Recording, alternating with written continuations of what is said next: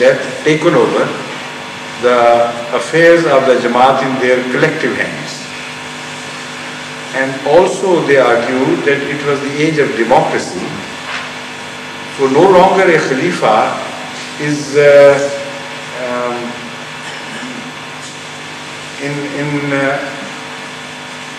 no longer a Khalifa can be popular in the modern times, can be acceptable, I should say, in the modern times. It's a matter of the past. And they presented the concept of Khalifa like that of a dictator. And in the modern terms, when you compare democracy to dictatorship, obviously the modern minds would choose democracy to any type of dictatorship. So they started a campaign of vilification, not only against the person of whom they were afraid, but against the possible institution which they thought he would occupy. The office which was, according to them, to be occupied by this young boy.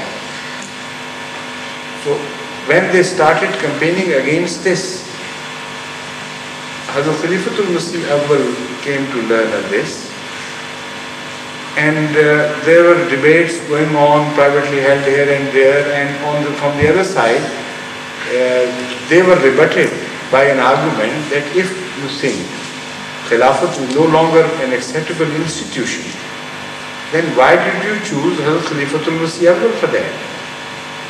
In the first place, if this office has become obsolete, then no need, no justification for any Khalifa whatsoever. So they said, yes, we have jointly as an Anjuman handed over our rights to him temporarily. Although we inherit as the central organizational body the rights of Hazrat Masih Maud collectively, yet of volition, we have a right to give those rights temporarily to somebody else.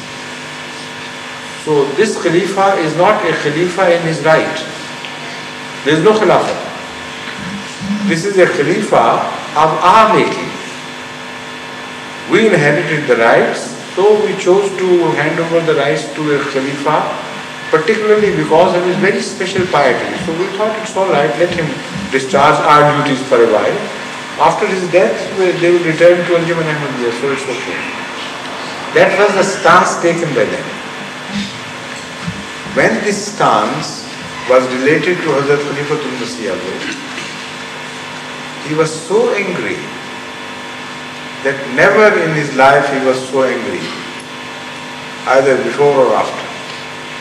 And he called all the elders of the Jamaat to Qadian and told them to assemble in the mosque. There he said he would deliver a very special sermon on certain things. If you read that sermon, then you will understand how he thought about this. He said, you think that Anjuman has made me Khalifa? I know it is Allah who made me Khalifa. I had no desire whatsoever for Khilafah. I did not extend my hand to it. I did not want to be a Khalifa. I was too humble to ever think of it. Yet when Allah bestowed it upon me, then I am going to guard it, to guard over it and to defend it with all my life. So if you think that you have made me Khalifa, I don't even spit on such a Khilafah. I don't care a hoot for such a thing. Why should I be a Khalifa appointed by you? I don't care. I am a Khalifa because Allah has appointed me. So those who have ever thought of such a thing, they should consider themselves out of the pale of Ahmadiyya already. And he delivered this sermon and said so many things with such vehemence and such devotion that it is said, the reporters have reported this matter, that the people gathered in the mosque cried so loudly And so helplessly they sobbed and cried before Allah that it appeared as if they were being slaughtered in the mosque, all of them. And they repented and they offered, and when Hazrat Khalifatul Masih Awwal in the end of this sermon said, I don't consider such people Ahmadis at all. So if you want to become an Ahmadi, have your initiation repeated at my hands again. So then all of them got initiated at his hands and said that we were wrong, forgive us. And yet after a year or two, when he died, they raised this question again. This is how the split took place. This is why they revolted against the institution of Khilafat. Once they did it, they had to take another step forward. It was an essential corollary of this stance that they should have done away with the institution of prophethood, that is the subordinate prophethood to Muhammad sallallahu alaihi wasallam. Why? Because Khilafat is essentially related to Nabuwwat, that is prophethood. Anjumans don't leave Khalifas, nor prophets give their powers, spiritual powers or administrative powers to Anjumans. A Khilafat always follows prophethood, and prophethood always bequeaths Khilafat to the future generations. So if they were caught in a dilemma, there was a contradiction in their stance.